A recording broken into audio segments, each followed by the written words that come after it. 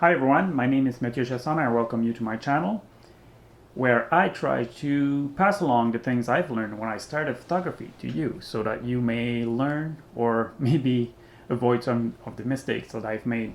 In today's video, I want to just go through a little bit of the basic of getting the right skin tone in your post-processing after you've taken the pictures. I'm not going to go for perfect skin tone. For that, there are tools, there are different gadgets that you can get, like color checker, passport, which I can talk about later. But in today, we're just going to go through the basic of what to look for to make sure that you get at least a close enough skin tone that it doesn't bother anyone when they look at it, because it can vary. There's some play area when you correct the skin tone. There's some areas where you want to avoid going unless it's a really artistic choice or that you really want to convey that, which I'll talk through when I go through some of the images in Capture One. And all the things that I'm going to show, like I said, are going to be through Capture One. They're valid in any editing software. We're mostly going to only touch the white balance of your images. So with that being said, we're gonna go to the computer and I'll show you some of the little small things to look for when it comes to skin tone and white balance. Okay, so here we are in Capture One. I've selected different images, 2 outdoor and 2 studio shots so that you can see the difference. So the first thing, which is quite obvious, you probably noticed it right away, is these 2 shots are completely different white balance. So I've set my camera to auto white balance so that the camera can pick the white balance itself. And for some reason, it really went from this one warm tone to this one cold tones. As we'll discuss, both are kind of right, but we'll see a few things that are not. So the first thing I want to say is that if you're gonna shoot a person or a single scene where light doesn't change, it's always better to set your camera on manual to pick a manual white balance so that it doesn't change throughout the shoot like this. But you know, I'm guilty of that. I always forget to do it, and I tend to pretty much always shoot with auto white balance, and I do have to go in afterwards and replace it, which in Capture One is not very hard to correct afterward. If you shoot in RAW, if you shoot in JPEG, that could be a bigger problem, but if you shoot in RAW, it's not a big issue. You can correct white balance afterwards, after the fact, and get the exact same results as if you would have done it in camera. And basically in Capture One, you can just correct one. And let's say I chose this one. You can click here and select copy, and then select all the images of your shoot, and you click apply, which now didn't work. So did I copy? Oh, you have to select white balance and then copy. And then you can apply it and see all the images now have the same white balance. So it's easy to correct. Now I'm going to revert this one because I'm not done. So it's easy to correct in post, so it's not a big deal, but know that if you have your camera on auto, you risk the camera going all over the place sometimes. In this shoot in particular, most of the image I think were like this, and I had a few like this, or vice versa, I'm not sure.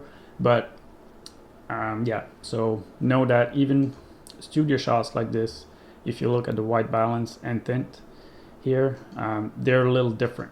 They kind of don't look on the images, but they're a little different. So even studio shot with the same lights, you know, can vary a little bit. Okay, so when it comes to setting the white balance for the skin tone, what you have to look for, well, you have 2 sliders. So the first one determines the warmth of the light, or adjust for the warmth of the light, and the second one is the tint of the light. So the first one, the warmth, the further you go right, the warmer it's going to be, and the further left, the colder it's going to be, up to a ridiculously blue shot. So you just gotta find, and this is going to be different for any scene because this adapts to light, so it's going to be very different for my image to yours. So don't take these numbers and just paste it in your images. It's not going to work. But you gotta find the right zone that's acceptable. If I go to the left and bring some blue in, at one point you'll notice that the skin starts to get bluish. In this case, it's a winter scene, so it might work okay to have a little bit of blue, so it conveys some cold. If you go to a studio shot like this and you go left, and you start to see like all the warmth is taken out of the skin tone, so that makes her look a little sick, you know, like it makes the skin and the person look frail and more fragile. If that's what you want to aim for, if your shot is aiming at, you know, maybe showing vulnerability or illness or things like that, you may want to, you know, go on the colder side. But for something like this, you know, I would go maybe on the warmer side. And the same thing if you go on the warmer side, there's a point where the skin just starts becoming orangey, and that is going too far. Like this here, it's a little too orangey. Of course, if you go further, you can see it's really orange. But there's a point where it's a little bit too orangey. So you gotta find that middle spot, you know, where you've got a little bit of warmth in the skin so that it looks vibrant, but not too much that it looks orange, you know. So here, maybe 5800 would look good. It's warm, but you don't have that orange tint in it.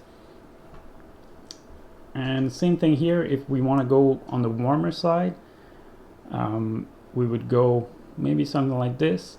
There was it was shot plain, I think around noon, so the sun was pretty bright, but the warmer tone is due to the fact that the light was reflecting on the red brick in that alley, so there was a warm light tone. So I would say something like this would make this shot looks good. But again, if you want to maybe show a little bit more the cold of the winter, this could be where you want it. It's really up to you. There's no right or wrong here. It always depends on what you want to convey, you know. But here her hair is a little bit on the warmer side, and her coat too, so I kind of like the more warmish tone overall for this one. So that's for the Kelvin or the color temperature. The other one is the tint. And this one is a little bit more trickier, and you don't have a lot of playing room here.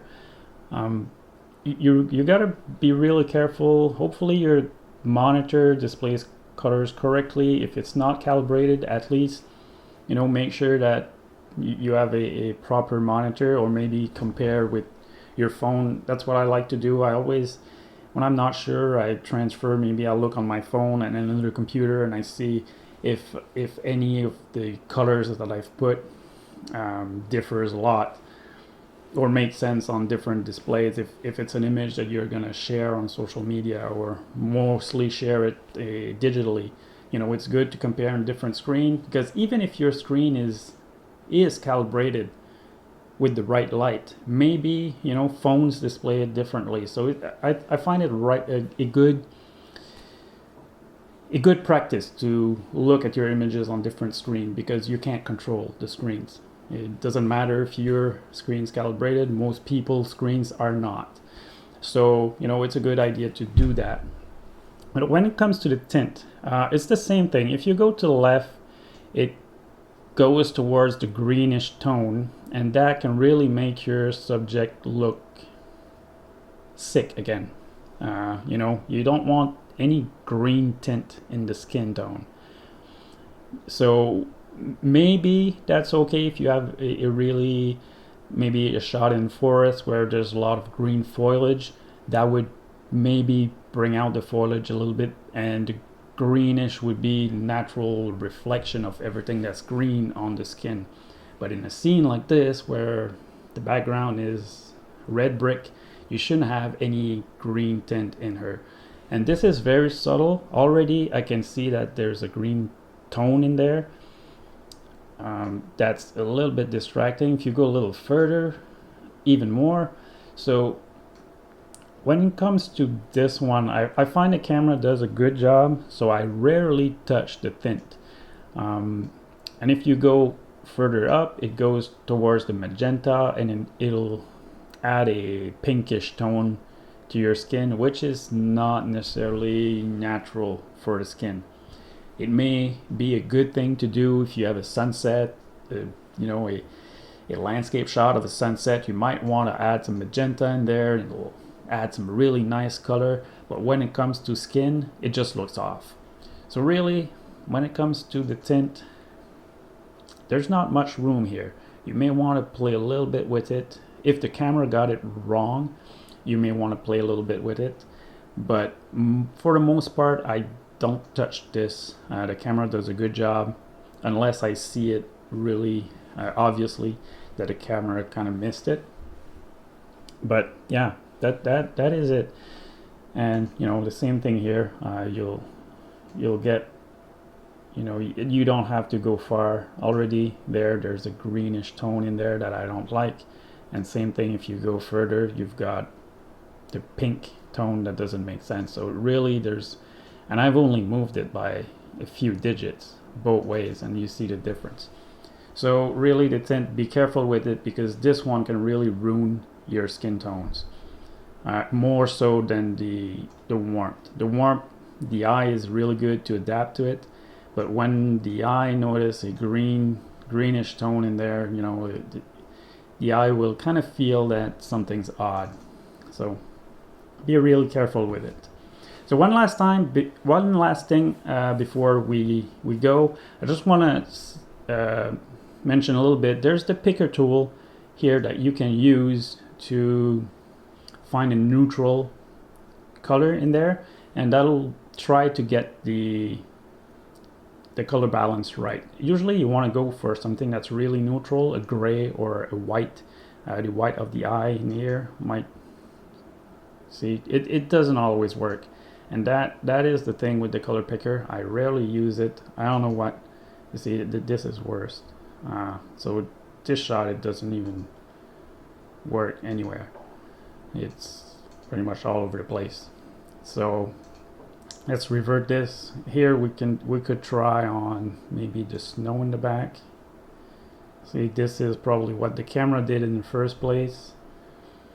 And if I go for a high eye, see, that's a little colder, but then again, it got the tint wrong. So I honestly, I don't like the color, the picker for selecting a white balance. I find it does it wrong more often than it does it right, unless you have something that you absolutely know is neutral gray. But in these boat shots, there's nothing that's really neutral, so I wouldn't use it.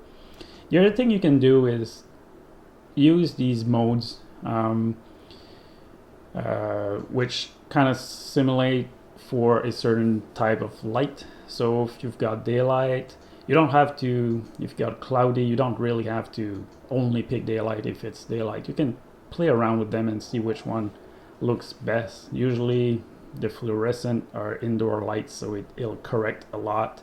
But if you're indoor, that might give you the results you want.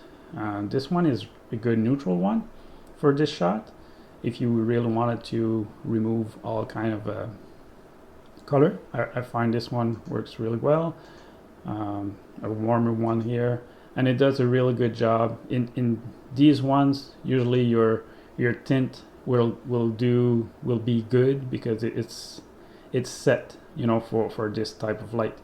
So so these are some that might give you at least a good place to start. If the camera messed it out like this, you may just want to start maybe with daylight and say, okay, well, I just want it a little warmer than this, and that's it.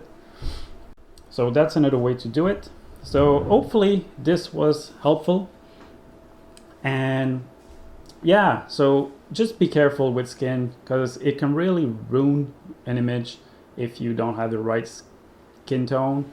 There's a little bit of play, especially with the warmth of the light. The eye is really okay and good at adjusting for different color temperature, but when it comes to tint, be a lot more careful, because the pinkish tone and magenta pinkish tone or the green tones really can mess up your skin. So hopefully this gives you a little bit more, a better idea on what to look for as far as skin. Like I said, it's just a basic. It's not, there's courses, complete courses on skin tone. So this is just skimming the top of the iceberg, barely. And hopefully it gives you a better idea of what to look for and how to interpret and maybe fix some of the minor issues that you could have with skin tone. So that being said, if you have any more comments or questions, leave them in the comments below. If you have other techniques that you like to use in Capture One or any other software to correct your skin tone, also feel free to share with others in the comments. And well, until next time, bye bye, have a good day.